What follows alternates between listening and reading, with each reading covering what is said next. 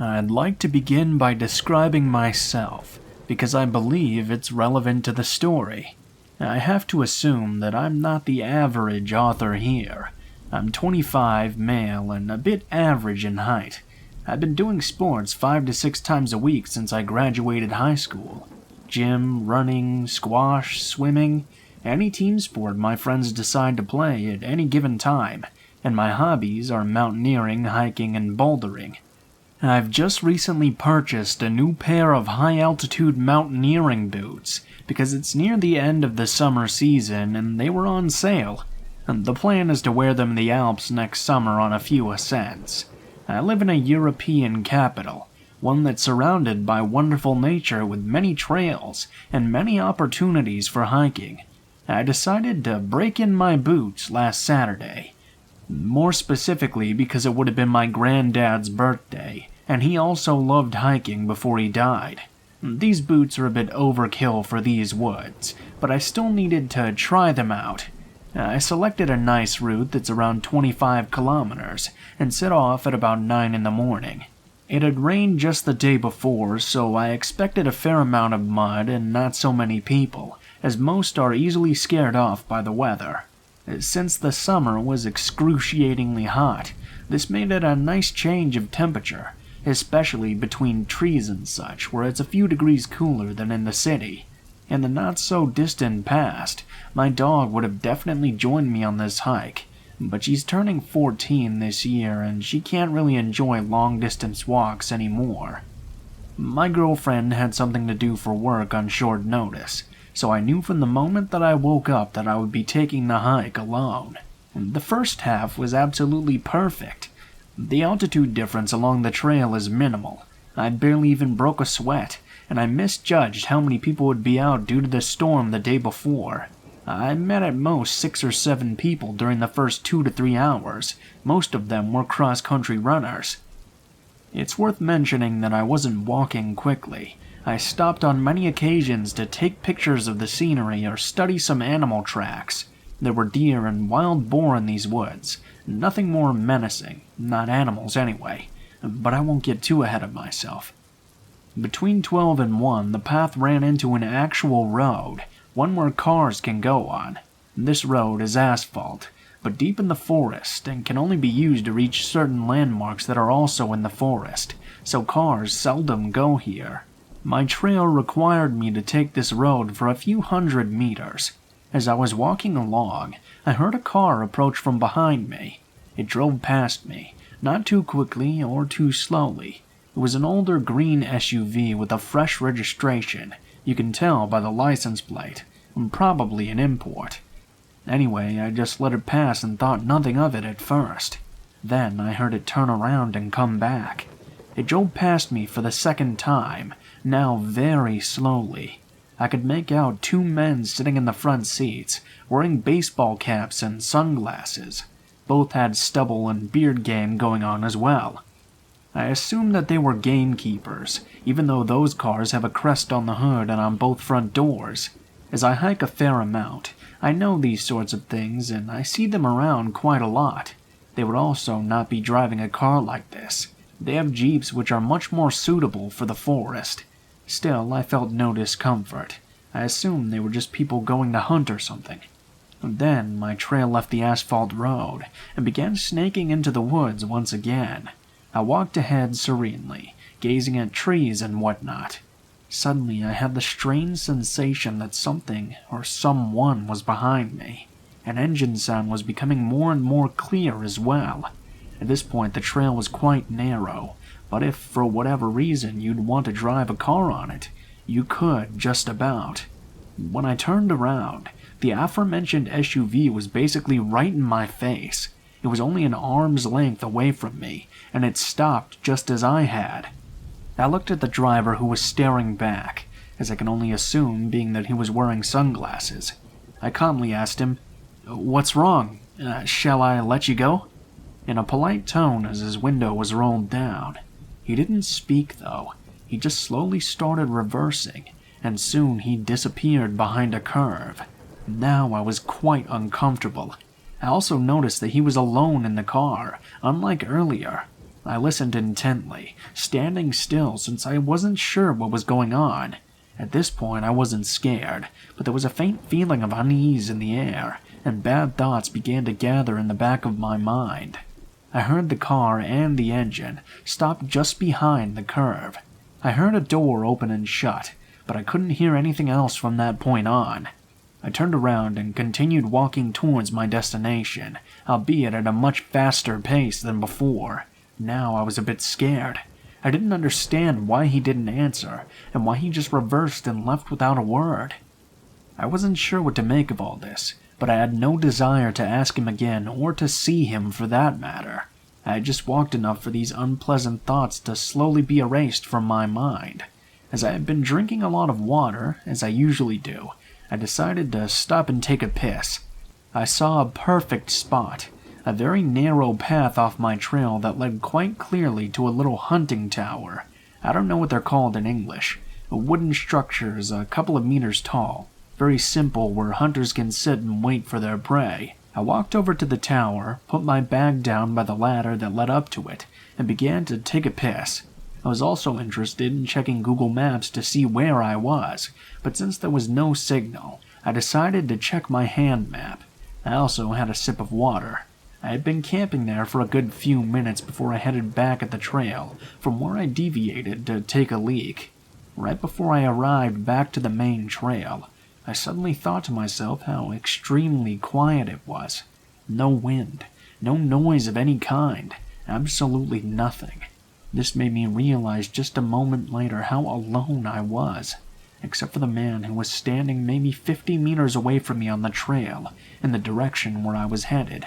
I only saw this as soon as I stepped back on, since the small one to the tower was well hidden by trees.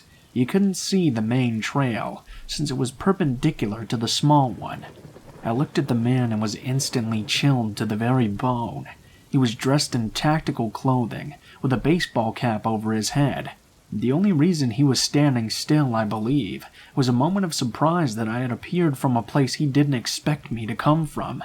At this point I was fully and utterly alarmed. He was holding a rifle that had a scope on it. Had this happened without the incident with the SUV, I probably would have walked along the trail thinking he was just a hunter still. However, in light of the strange encounter, from which the second man was missing, something snapped in me instantly. In hindsight, it's also illegal to hunt in these woods in this time of year. I figured in the matter of 2 seconds that I was going to sprint through the woods until exhaustion, towards and past the tower. It seemed natural to do at the time. If there was no malicious intent on this man's behalf, or the others, he'd probably just think I was an idiot and forget about me within 2 minutes. If I was right, it was the best call I would ever have made. And for fuck's sake, immediately he began sprinting towards me. Adrenaline blossoming within me, I began to run away. I sprinted past the tower and deep into the bushes, not sparing my legs as I was wearing shorts and a thermal jumper. I crashed through branches, small trees, and even slipped on several occasions. I really did sprint until I was completely exhausted. It must have been several kilometers. I even crossed some smaller trails, but I didn't even bother to look either way. My pulse was a billion the whole time. I began to check my phone for a signal, but nothing. I was already really angry at myself for not memorizing the license plate. After a while, I began power walking, but still off trail straight ahead, in a direction that I knew would sooner or later lead me out of the woods. When my phone finally got a signal, I told the story to several people frantically, but no one took me seriously. Everyone said I was overreacting and whatnot. You must have misunderstood the situation. Well, I'll let you decide for yourselves if I did or not. Finally, I reached a trail that led directly to a cute little town that borders this rather large forest. It felt like eternity, but I walked the last kilometer to the main square, took off my jumper and put it in my bag. At least I looked a little different from far away. I waited for a bus that took me back to a station near my car, rather anxiously. After the bus ride, during which I studied each car on the road, I walked back to my car, got in, and drove home. My dog welcomed me back like I was coming back from a 2-year deployment. The boots destroyed my feet, but they aren't meant for running for that long period of time. I called the forest gamekeeper's office as well. I inquired about whether they have such cars in service as the one I came across. They do not, and their gamekeepers don't work in pairs either. 99% of the time they're alone. I told them my story, and they took it a lot more seriously than any of my friends, but they assured me that the police wouldn't. No one could have been legally hunting in the area during the summer either. I've been reading local news, but nothing extraordinary has been reported yet. I really hope nothing will either.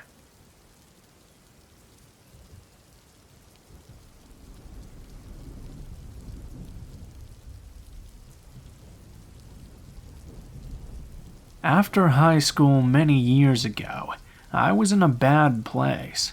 My guardian had kicked me out after graduation. She didn't even help me find a place to stay, so I ended up living in my car for a couple of months. I met some heavy metal dudes at work one day. I had seen them around town, and all of my other friends seemed to know who they were.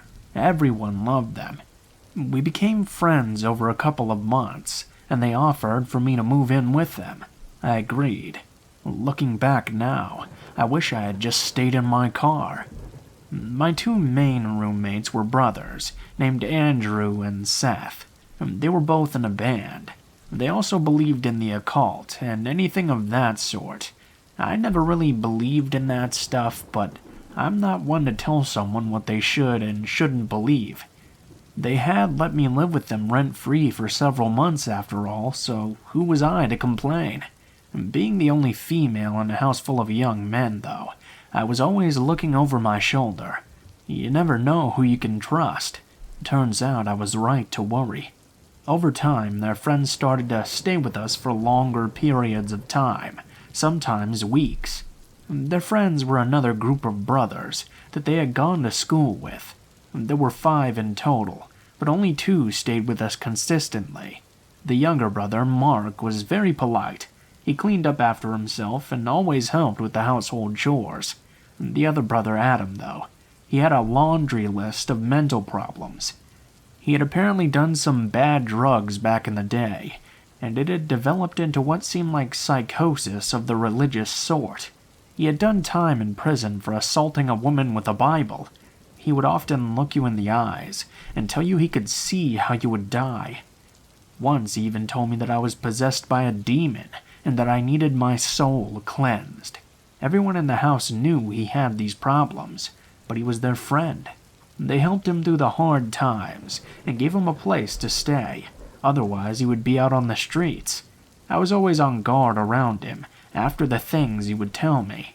No one else seemed to be as concerned as I was, though. They should have been. One day, I was sleeping and my phone suddenly rang. It was my boss. He asked if I could come into work an hour early. It was only 12 p.m. I was broke and I had nothing better to do, so I said yes. I got up and began getting ready to leave. I walked out into the living room to see Mark and Andrew sitting on the couch, while Adam sat on the floor by the TV. He was watching scripture videos on YouTube, some real end-of-days type shit. That was a fairly common occurrence, so I went about my business as usual. I said goodbye to them and left for work. My shift at work was almost complete when my phone rang. My boss answered, handed it over to me, and said, "For you." I was just a cashier at the place, so I assumed it was a friend that couldn't reach me on the phone. I answered, and heard a man's voice that I didn't recognize. Hi, this is Detective Williams. Something happened at your apartment today, and we need you to come into the station to talk about it." I left work immediately. I had assumed one of the brothers had been arrested for drug dealing or something. I was very wrong. I got to the station and was buzzed in. An officer escorted me to a small, cold room with a camera. He gave me a bottle of water and left me by myself for about 30 minutes. My mind was racing, thinking about what could have happened. He came back in and informed me that Adam had stabbed and killed Andrew at around 1 p.m. I was shocked. I had just left the house only an hour before it happened, and everything had seemed completely normal. I asked if there had been a fight. The detective informed me that there hadn't been a struggle at all. It seemed to have just happened out of nowhere. I gave my statement to the police, and left with nowhere to go, still in shock and confused out of my mind. Our apartment was a crime scene, so I went to another friend's house to watch the news report. The police refused to give me any information on the case. Over the next couple of days, the information began to be released. Adam hadn't just stabbed Andrew once, not twice, but stabbed him over and over, and even nearly decapitated him. After the murder, he ran down the road still holding the weapon. He called 911 and informed them what he had done. I watched the news report in horror. We had known he was unstable, but this? He had fully confessed to the brutal murder and provided police with his notebooks. He had apparently been planning to murder all of his brothers, my roommates, and me. He thought that we were possessed by demons, and that this was the only way to free us. Luckily, none of his other intended victims were there at the time. Mark unfortunately witnessed the murder, but luckily he managed to escape. If I hadn't gotten that call from my boss, I wouldn't be alive today.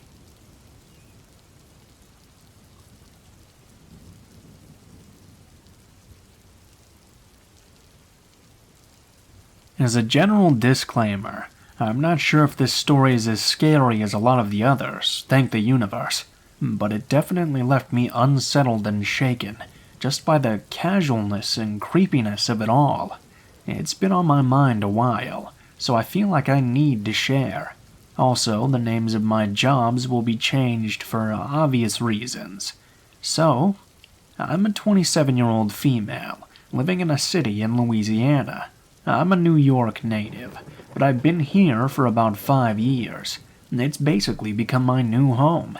This city is big enough that there are more than a handful of bars, but small enough that you end up running into the same people, even strangers if you frequent the same bars often enough. I have a pretty solid memory for faces, so I remember most of the regulars I've met, and this is important later. Since I'm not from here, though, and am insanely busy working full-time and going to grad school, I don't know many people, and I only go to one place called radio. Due to grad school, I spent this past Sunday at a coffee shop doing work, because when I'm at home, all I want to do is play with my doggo. I walk into the local shop, put my book bag down, and go to place my order. Some very angry-looking man in his late 30s gets in line behind me, just a little bit too close for comfort, which is why I noticed him. Whatever. I order my coffee and step to the side, as to not block off the queue. Even after I've stepped to the side, though, and the barista is no longer at the register, the angry-looking man stood behind me. He approached and said, "Are you in line?" Clearly I wasn't. He already saw me order. I politely say no and step even further off to the side. I grab my coffee and thought that would be the end of it. I sat down with my work and put on my noise-canceling headphones. I noticed about 10 minutes later that ALG, the angry-looking guy, had suddenly appeared holding a large filing box of things. He pointedly took the table directly in front of mine. Again, I brushed it off. I had no idea what he was doing for the last 10 minutes, but whatever. It's a small shop. I don't care, sit wherever you want. I do my work for about 3 hours, and I'm just minding my own business. About 30 minutes before the coffee shop is closing, I'm in hyper mode because I need to get this shit submitted right away. I hear a dull noise, but because of the headphones, I assumed it was just somebody talking loudly. I ignored it. Then my table started vibrating, and I saw someone tapping rather aggressively. I look up. It's ALG. Again, being polite, I said, "Hi, can I help you with something?" "You used to hang out at Happy's bar all the time," he says. It was not a question. "I've been there a few times, but I wouldn't say I hang out there or anything." "You did. When you first moved here, and you were working for that non-profit." He said this casually, while picking up his strange box of things. I freezed, trying to place this guy because I had no idea who he was. And like I said, it's not a huge city. It'd be fairly easy to recognize him if I actually knew him. Before I could reply, he says, "That education nonprofit. Not TFA, but..." He referred to my large organization by name. Yeah? I hesitated. I did work there. Right. Then you left, and you worked at, he said, my university. For a while, he says, while not looking at me, rummaging through his box of stuff. At this point, I didn't want to confirm or deny anything. I just stared at the man. Also, you love that musical. Hamilton. I've seen you sing it a few times. This is where I got even more uncomfortable. I do love Hamilton, hence my username, but I've only ever sung it in public once, with a good friend of mine at a private table. No one was near us, so I have no idea where he got that information from. Other than that, I refuse to sing it where people can hear me because I have a god-awful singing voice. I'm sorry, I say, because for some reason I still feel like I need to be polite. But do I know you? I don't remember ever meeting you. Oh, I've met you a few times. He took his box of things and left suddenly. No introduction, no my name is. He just told me that he'd met me, and then he left. What really got me is that he didn't say, we've met a few times. He specifically said, I've met you a few times. Which, what the fuck?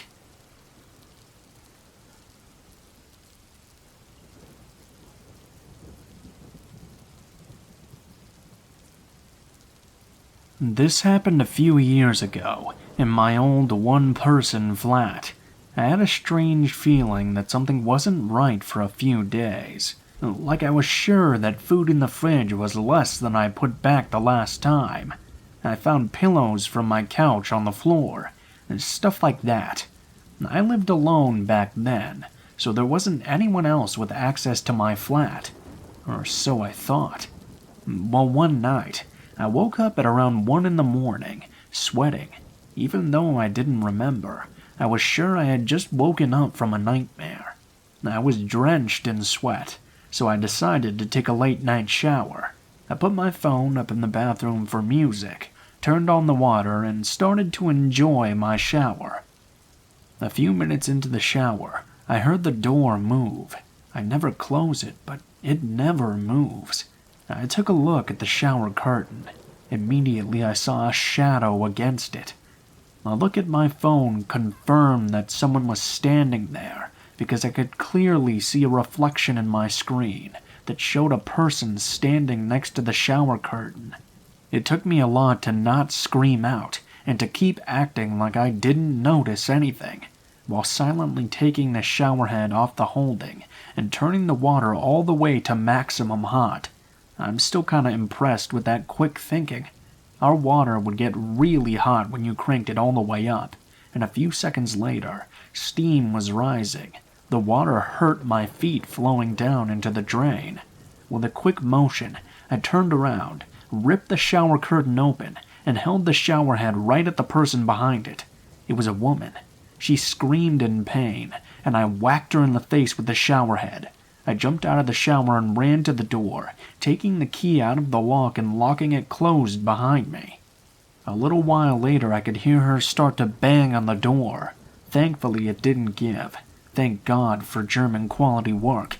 I called the cops and went into the kitchen to get my big kitchen knife, just for safety. I felt like my throat was closing up when I saw it missing, and I realized there was only one place where it could possibly be right now. The police came and arrested the woman, who turned out to have been the former person living in the flat and was evicted after not paying rent. It seems she made a copy of the key and came into the flat when I was at work, even sometimes at night. It's possible that what woke me up in the first place was her, and honestly, I don't even want to think about it. Ever since then, I always insist that all the locks are changed whenever I move into a new place.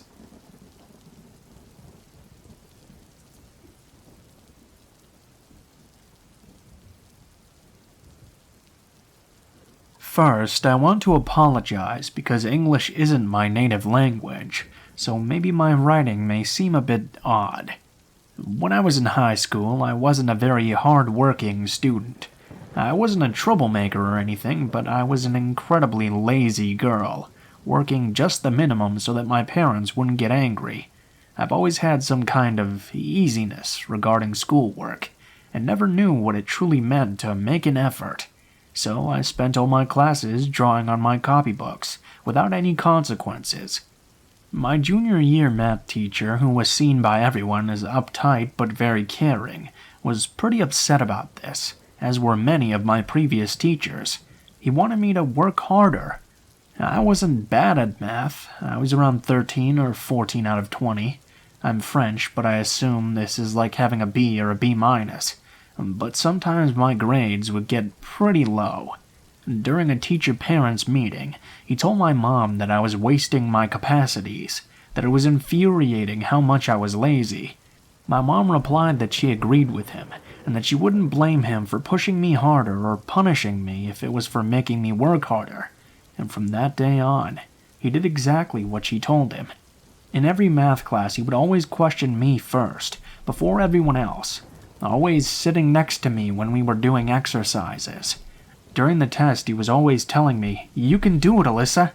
It made me feel incredibly uncomfortable because, at this age, no one wants to be the attention's focus. My classmates started to realize that my math teacher was getting a little bit obsessed with me, and were teasing me quite a lot about this. The last class before Christmas break, the math teacher threw a little surprise Christmas party. It was very nice. He gave us chocolates and mock champagne. We had quite a lot of fun. During the party, he poured me another glass of mock champagne, telling me that I deserved it because I was doing quite a bit better. And it was true. Because of all of that attention, I was forced to work, so my grades were up to about 15 or 16, which I think is like having an A minus or an A. I accepted it, but didn't drink it entirely. I have diabetes, and I've already had too much chocolate at that point. But during the next class, I was feeling very bad. I almost fainted and finished my last day of school before Christmas in the nurse's office. At that time, I didn't even think it could be because of the alcohol-free champagne. I thought it was due to my diabetes, that I indeed had had too much chocolate, even if it didn't look like my usual crisis. A few weeks later, my class threw some kind of charity event. It was a class project, and we were all very proud. In my country, we don't have proms, so it was our occasion to wear pretty formal clothes and dance together. The math teacher was invited. He was helping some of the boys to tend the bar. He served me an alcohol-free cocktail, but before I could drink it, a classmate of mine, Flora, poured some vodka in it, even though it was forbidden to bring alcohol at the event. I was mad because with my diabetes I couldn't drink alcohol, so I told her that she could just throw the cocktail. At the time I thought she did, but now thinking back on it, I wonder if she didn't choose to drink it herself instead. The event ended pretty badly because of the alcohol that Flora had brought. Some guys were very drunk. They started breaking things, etc. And Flora passed out because of all the alcohol she had. This ended the event. Flora had been admitted to the hospital because her coma was quite severe. We spent the next day being lectured by all the teachers of the school. She even got expelled from the school and never went again. I was very upset with her. Because of her, every event would now be forbidden, and our project was a failure. We gave a very bad image to the association we were raising funds for. I kind of ghosted her, and never asked if she was doing better or the like. I feel bad about it now, but at the time I was quite immature. Because of that, though, I'll never know if she was ill because of the alcohol, or specifically because she drank my cocktail. A few weeks later, I failed a math test. It had been a long time since I'd failed, and the math teacher was very angry. He yelled at me in front of everyone, saying how much of a disappointment I was, that I was hopeless, that I would just end up living in a cardboard box under a bridge. Something was off. I was feeling it. He had a very weird look in his eyes. It chilled me, and I couldn't help it. I started crying. He calmed down a bit and said he would just give me an hour of detention, during which I would copy my lesson. I was a little surprised because normally, detention is for bad behavior, not for bad grades.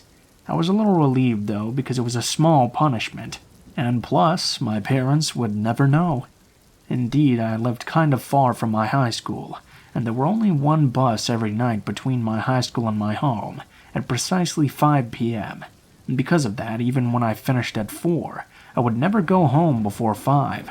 And when I've had detention between 4 and 5 p.m., my parents would never know. But then, when he officially gave me the detention hour, he said that he wanted to be personally present during my hour, and that the only possible time was between 5 and 6. I was really nervous because I would have to tell my parents to come get me at 6, and then they would know everything. As I said earlier, I wasn't a troublemaker, so at first I planned to go for the hour. But during the day, my friends and I talked a lot about it. I was feeling a bit more rebellious because of the sensation of being supported by my friends. I decided not to tell my parents that I was in detention and that one of my friends would pick me up at 6 and drive me home. At 5, when heading towards the room, I was angry, mumbling that it wasn't fair to be in there because of one and only one bad grade. When I arrived in front of the detention room, I realized I was the only one waiting. I then realized that I would be the only student in detention, alone with a math teacher who was a little obsessive. It was getting quite dark outside. It was during late winter or early spring, so the night came early. It was a big nope for me, and when I saw him coming, I just panicked. I blurted out something like, "Sorry, I have an emergency. I have to go now, but I'll email the school for rescheduling my hour." And then I ran off. He started to yell at me, that I had to obey him, that I had to go to detention or he would call my parents. At this moment, I didn't quite care. I sprinted towards the bus stop and caught my bus in extremis. Remember, he was scheduled for 5 p.m. and went home. I was afraid that he would have called my parents, so when I arrived, I was shaking, but they greeted me normally. I assumed, eventually, that he didn't call them. But he never came back the next day, or the next weeks. Eventually I learned that he had suddenly quit his position. A shrink came during an hour to ask us if we wanted to talk about the math teacher, but as nobody knew what was going on with him, we didn't have much to say, and the shrink left. We never heard of him again, until a few months ago. I became a teacher. How ironic given my laziness when I was a teen. And one day, chatting with my coworker, I happened to mention his name, talking about my weird, bizarre math teacher, and how I skipped a detention hour. And one of my oldest coworkers went very pale hearing his name. In fact, a few days after the detention hour incident, my math teacher was arrested for having downloaded quite a few pedopornographic videos from the dark web, and some kind of snuff movies, starring children and young teens. Maybe this detention hour was just a detention hour, and I would have gotten out of it with any problem. But now I'll never know, and I'll always wonder what would have happened if I had stayed there, or didn't catch my bus. And yes, sorry Flora, maybe you were expelled because of me.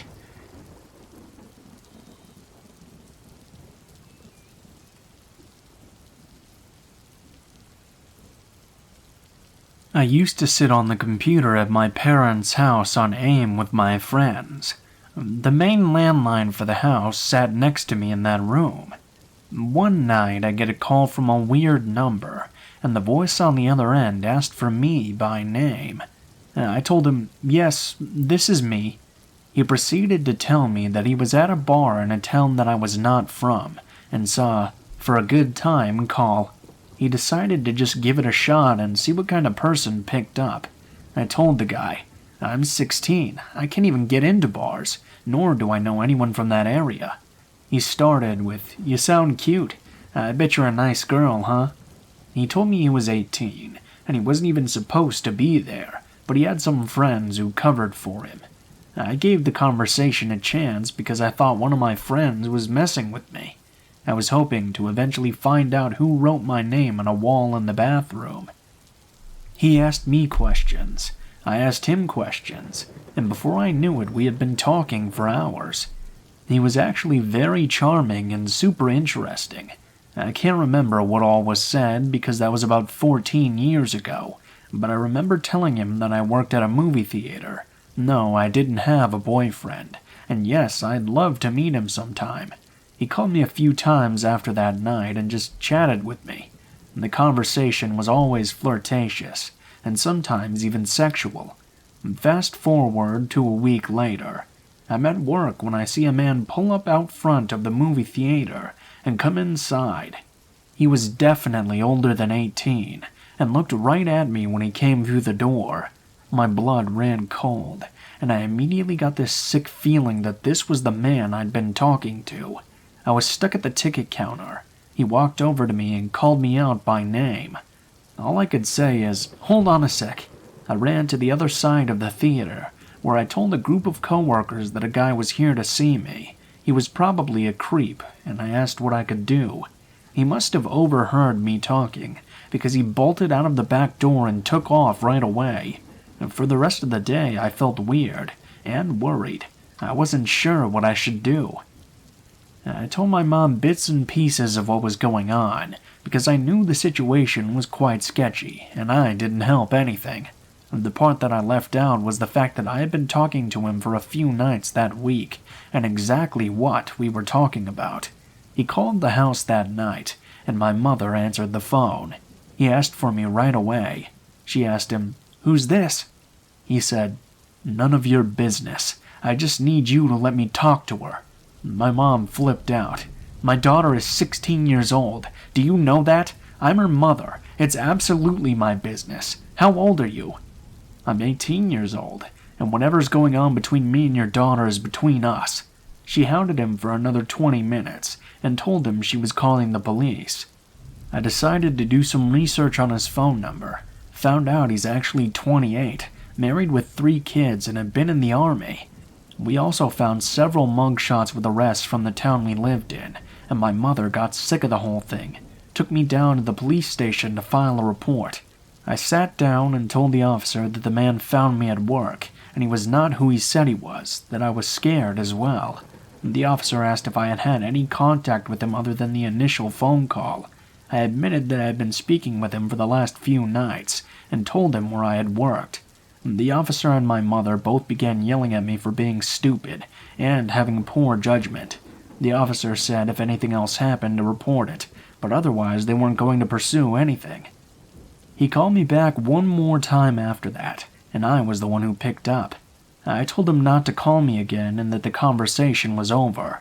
He told me before I hung up that he just wanted to meet a nice girl, but that I had started all this drama. Still to this day, I have no idea how he got my name and number, or why he wanted a 16-year-old, other than the fact that he was a creep bastard preying on young girls.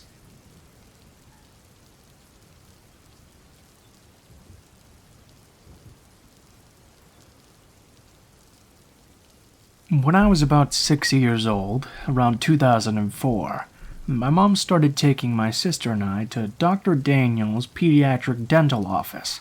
The dental center was located inside a giant yellow mansion that also doubled as Dr. Daniel's house. It was honestly quite gorgeous. When I first started going to the dentist, I was extremely shy and actually suffered from selective mutism and had a lot of autistic-like tendencies.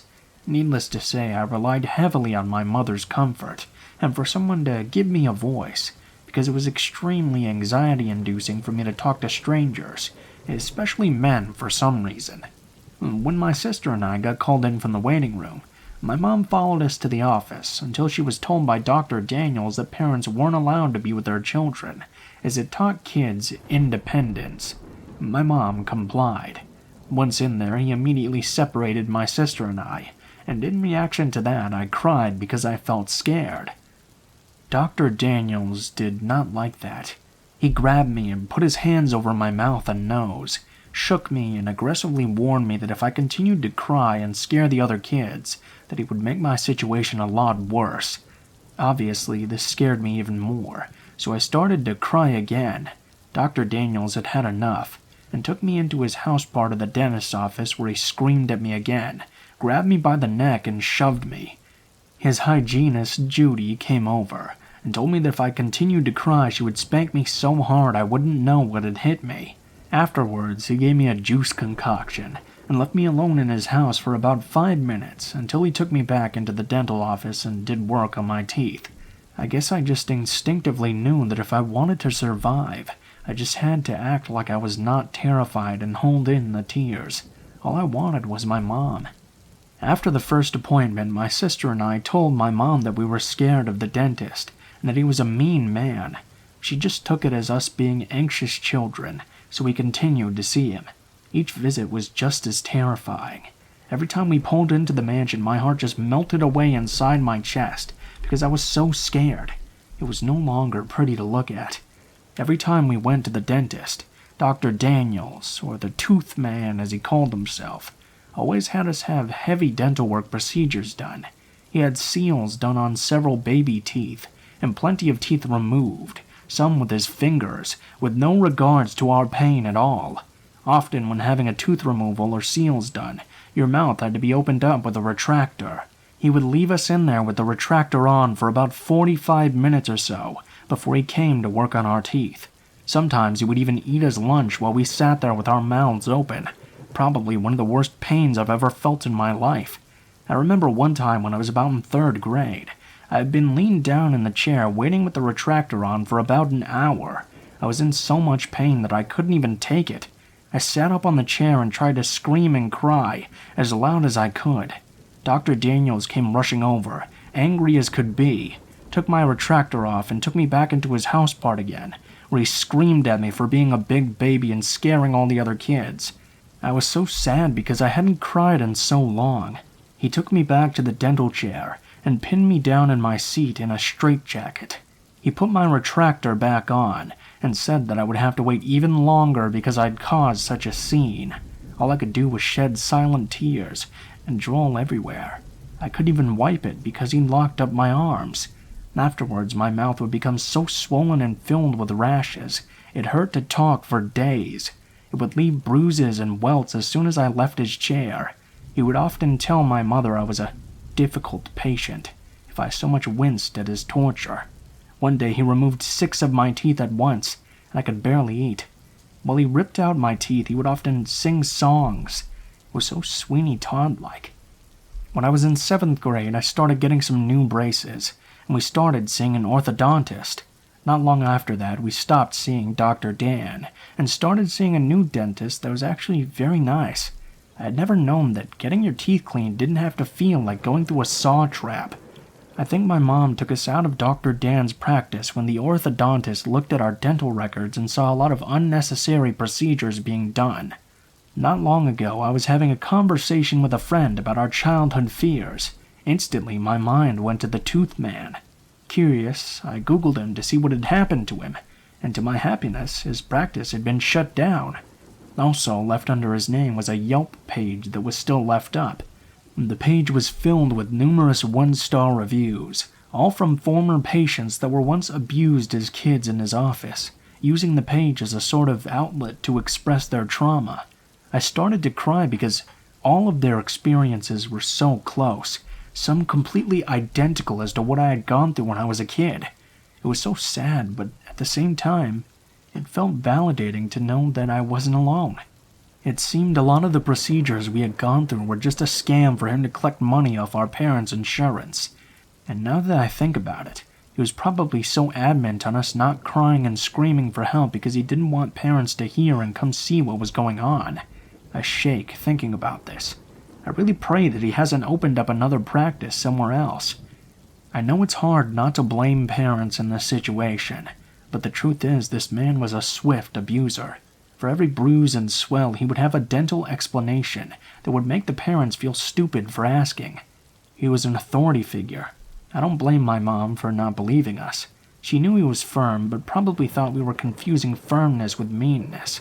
To be honest, even writing this, the torture was so wild, it actually sounds made up. She eventually did come around. She's not alone, as there were hundreds and hundreds of parents that were duped and deceived by him.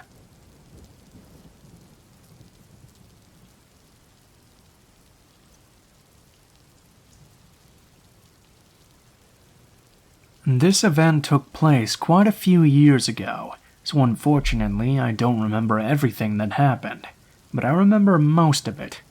Anyways, this happened when I was around 4 or 5 years old, and on an Easter Sunday. My family always gathers around at grandmother's house to celebrate holidays, birthdays, etc. So, as we do every holiday, My mother and I started our hour-long trip to her house. My mother prefers to live away from all the city commotion, which explains the long drive. When we were probably around 20 minutes from our destination, my mom noticed that we were a little low on gas. We pulled into this old, almost rustic-looking gas station, with just a handful of customers inside. It was red and white, with a few festive decorations outside, and lots of Easter stickers on the 2 large glass windows that were on either side of the door. My mom, having taught me not to talk to strangers nor open the car doors for anyone but her, trusted me enough to leave me alone in the car as she went inside briefly to pay for gas. She told me that she would be right back before going into the station. It felt nice that day, so the windows in the car were down so that we could feel the breeze while driving, instead of the AC. While I was waiting on my mom, I remember adjusting the colorful paper clippings in my Easter basket next to me, then looking out of the backseat window. When I looked over, I saw a tall, older man, maybe around 30 or 40 years old, approaching my window. He crouched down slightly and looked in at me. "Hi there, what's your name?" I remember him saying. At this moment, I remembered that I wasn't supposed to talk to strangers, so I told that to the man. "My mom says I shouldn't speak to strangers." He replied, "Well, we can be friends then. My name's Charlie, and now that you know, I guess I'm not a stranger, huh?" At the time, I thought that he was right. In my mind, I thought that since a stranger is someone that you don't know, this man wasn't a stranger anymore because I knew his name. The man and I had a short conversation that I don't quite remember.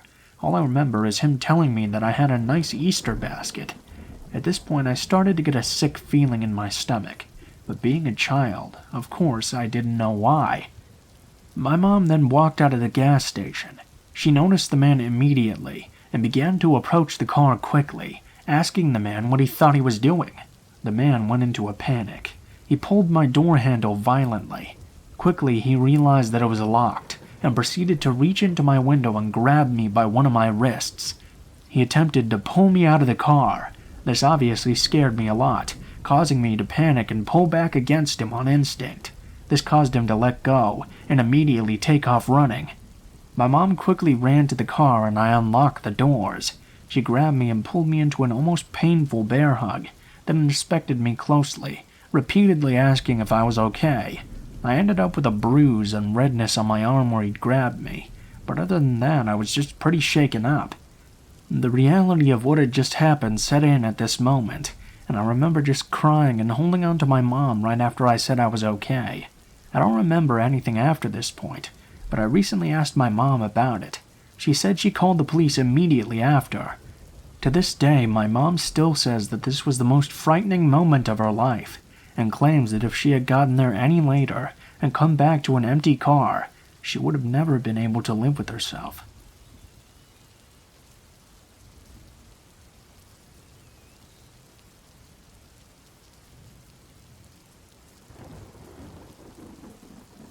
I was 14 years old when I had to live with my grandparents. I had to live with them because my sister was in college and my parents were divorced. They lived in this old bungalow-type house. It was 1 story, and we have stairs that immediately go up to the attic. An attic which no one really uses. We just use it to store things. It's too hot and stuffy up there anyway. The sole window up there didn't really help either. The attic had old, creaky wooden floors that I remember that I had to polish with a coconut shell, because that's just how we do it here in the Philippines. That and my grandparents are both very traditional. Anyways, my room door was near the stairs leading up to the attic. Like, you open up my door and then face right, and then the stairs would be immediately right there. I hated that every time I left my room, because I would always expect that something would immediately crawl down from the attic. One night, my grandparents had to pick up my aunt's family from the airport, but because of the hellish traffic there, they had to leave at 7 p.m. Their expected arrival home would be at almost 5 a.m. So, a 14-year-old girl would be home alone the whole time. I told them I would be safe here. We lived in a gated community. We had tons of guard dogs, so everything would be okay. Or so I thought. Before they left, we already had dinner, so I was stuck with cleaning the dishes and all. As I was doing that, I could hear a bunch of neighboring dogs barking quite a lot. I didn't think much of it at the time because the dogs usually always do that. When I finished cleaning up from dinner, I immediately had to lock every door and window and close all the lights before heading to bed. When I entered my room, the lights were open and it looked pretty normal. My anime posters were scattered all over the wall. My closet was untouched. My bed was next to my barred, tinted windows. We had to tint them because I was on the first floor, and my grandparents wanted to make sure no weirdos would peep into a young girl's room. They were barred as well because my uncle, who used to use the room, always escaped through the window to go to these wild parties. This was my grandparents' solution to that. Nothing was out of place to alarm me. Everything was pretty normal, until I closed off the lights. As soon as I closed the lights, a silhouette of a man was illuminated by the streetlights outside. He looked like he had thick curly hair and a skinny build. I thought I was having hallucinations, so I opened up the lights again. He was gone. I closed it once more. He was back again. Opened. Gone. Closed. Gone. I sighed in relief. I must have been just tricking myself, I guess. Or maybe something else was casting a shadow outside. I double-locked my door just to be safe. One with the doorknob lock and one of those door latches type ones. Then I tucked myself in for bed. It was hard to sleep though when a lot of dogs were barking outside. They weren't our dogs, it was our neighbors. But I was finally starting to fall asleep when I heard something from above me moving. Something in the attic. I pushed down the thought. I must be tricking myself once again. I hugged my pillow tight. It's just rats, I said to myself. These rats seem pretty heavy though, and they also seem to be pushing furniture around. My heart sank when I heard whatever it was hurriedly go down the stairs and stop right at the bottom. I covered myself with my blanket, and I waited with bated breath. I was also wishing that my parents had given me a phone at times like this, but all I could do was wait. Suddenly, I heard my doorknob being gently fiddled with. I wanted to vomit when I heard the click, followed by a quiet turn of the knob. The knob turned, but thankfully it didn't budge. When they noticed, they tried to push against it. This time I finally stood up, shaking. I was a kid home alone with no phone, no means of defense on hand. All that was saving me was this thick door from the olden days.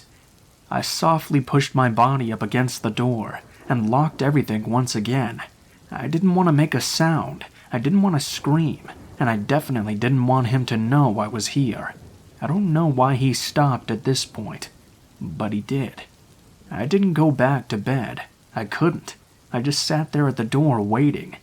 It felt like forever before I finally heard the footsteps slowly go back up the stairs, but I still sat there. I saw something moving in the corner of my eye. There, out of the window, the shadow was back. I forced myself not to look. All I could think of was, thank God the windows are barred. I don't remember what happened after that. I think I either fell asleep or I was so scared that I stopped thinking. I just remember the next day when my family and I were finally having breakfast. I casually brought it up. "Grandfather, I think I heard footsteps up in the attic last night." My grandmother scoffed. It was probably just rats. I never brought it up again. I didn't want them to worry. I probably was, but I do know this. Our dogs were caged up near the gate and were very far from my room, so they wouldn't have seen anything. The only dogs who were near my room were the neighbors. Also, there was nothing outside my window that could cast a shadow that looked like a man. And worst of all, when I checked, the attic window was open.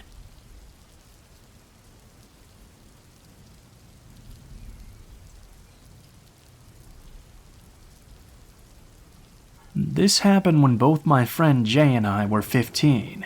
I was spending the night at his house as I often did. It was a normal enough night. We watched some movies, played a couple video games, and stayed up way too late. It was around 2 a.m. I think, when we heard a loud banging coming from the front door. Luckily at that time we were in his kitchen, at the back of the house, so no one could see us. We were spooked because there shouldn't have been anyone at the door at this hour, but we figured it was probably just some drunk person, and they'd eventually wander away soon enough.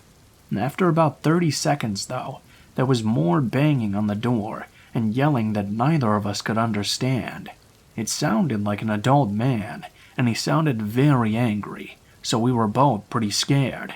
He texted his mom, who we thought was upstairs, but she told him that she had left quite a bit before without saying anything. She did that often enough. She liked to go off to her friends' houses in the middle of the night, so we didn't pay any attention or notice that she had left. We didn't know what to do, as we were scared to call the police based off past experiences with cops in our small town not being the best. At this point, we turned off the kitchen light, and we ducked down to the ground. We heard the banging and yelling getting louder, and I decided to crawl over and see who it was, if it was anyone that we knew. I army crawled through the dining room, which was also dark, and peeked through the door to the living room, which was where the front door was. There was a huge window by the door that you could see right into the dining room through, so I had to be very careful not to be seen. I couldn't make out the finer details of the man, but he looked to be about 6 feet tall, and he had gray hair. I crawled back over to Jay, and we quietly decided on what we would do. We heard the knocking stop in the meantime, so we decided to wait it out a bit before seeing if it was safe. We also decided to go further under the table in the dining room, in case he tried to come around back where the kitchen was.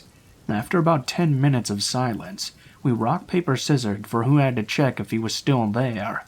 Of course, I lost. So again, I got my army crawling on to the dining room door. As I went over, I saw the man staring intently through the window, hands cupped against the glass. I made eye contact with him the moment he saw me. I loudly said, "Shit," causing my friend to panic and crawl over behind me. I saw him pull out his phone. He told me later that he was texting his mom to come home and save us. The man started yelling again.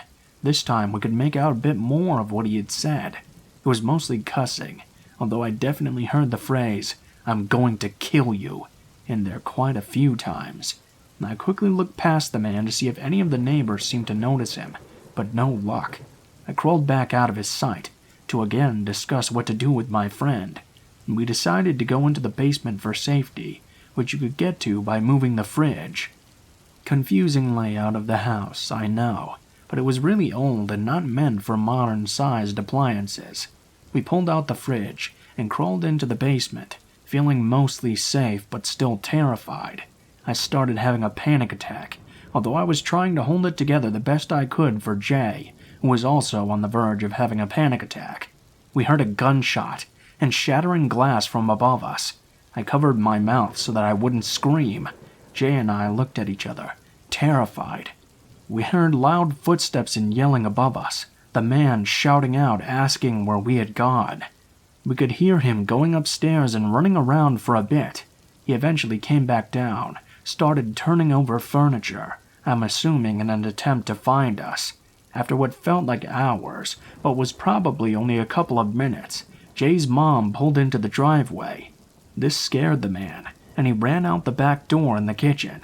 Jay and I went out of the basement and ran to greet his mom, never happier to see her. She was shocked by the state of the house and hugged us tight, happy that we were safe, and scared at how close we were to being hurt. We were all scared after that. After that night, they had better security installed, and we went over safety protocol if anything like that ever happened again. Luckily, it hasn't happened yet, although when I go to this house, I still get a little scared. We never called the police, because we knew there wasn't much they could do. Just cleaned up everything and moved on.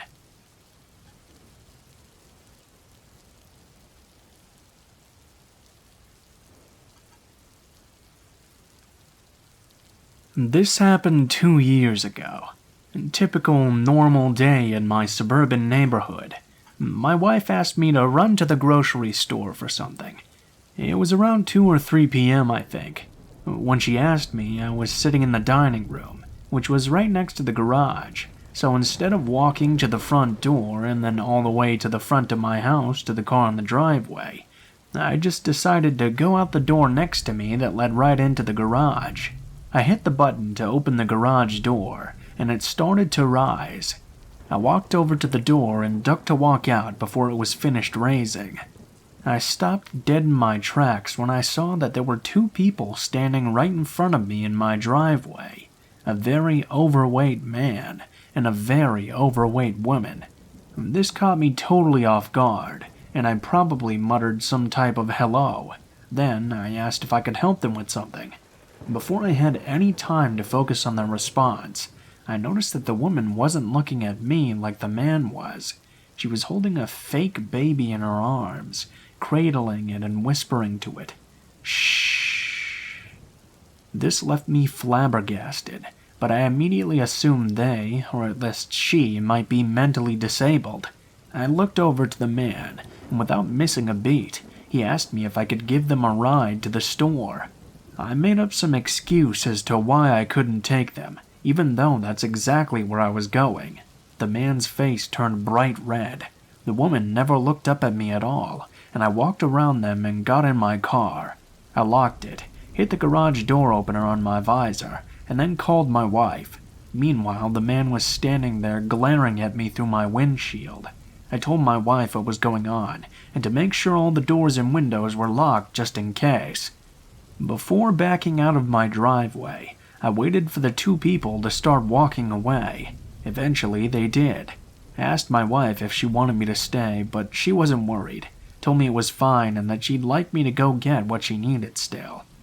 The grocery store was only a couple of miles away from my house, and I grabbed the items, paid, and left as quickly as possible, still kind of worried about the strange encounter I'd had. As I was driving back home, I saw the 2 people walking down the sidewalk towards me. The woman was still looking down. The man saw me, and again got very upset, then walked out into the middle of the road in front of me. I could make out that he was trying to say something to me, but I quickly drove around him and continued on my way home. My wife called the local non-emergency number, and they told us they'd send an available officer to the area to drive around and take a look. I never saw them again. I have no idea if they were going house to house asking for a ride or what. A part of me feels bad, thinking they both might have been mentally disabled and really just wanted a ride to the store, but the whole encounter was just too bizarre. The man didn't seem disabled at all, so honestly I have no idea. If they hadn't surprised and spooked me in the way they did, I might have given their request some more consideration. So, people that asked for a ride that day, please don't meet me in my driveway abruptly. Just knock on my front door next time.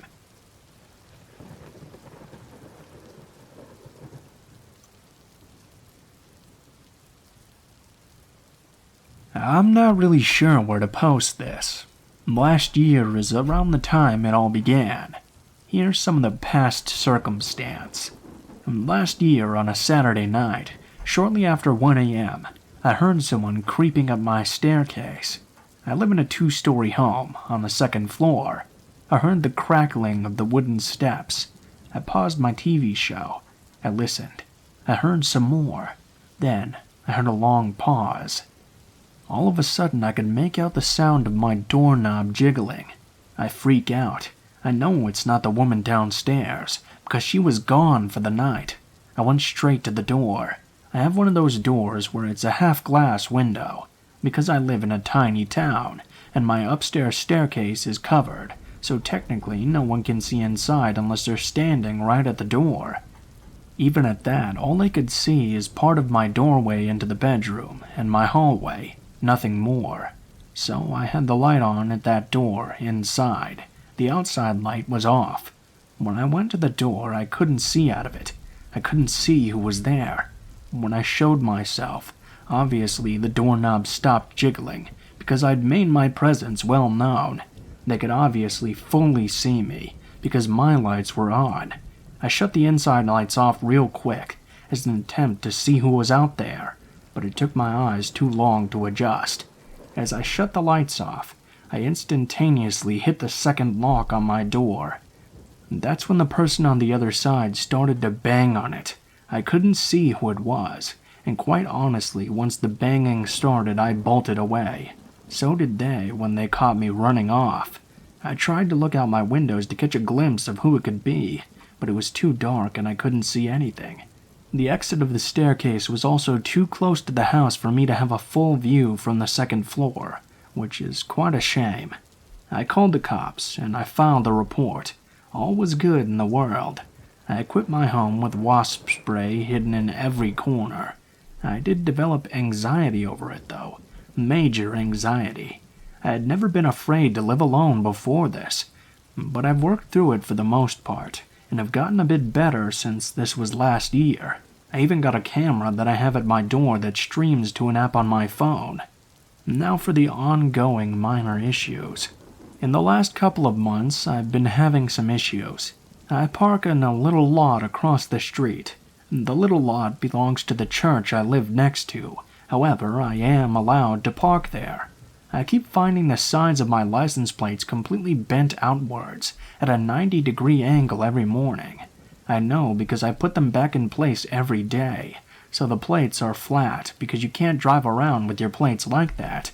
Pretty much every day of the week, I go outside to find them bent back. I know it's not the wind, and I know it doesn't happen while I'm driving because I check every time.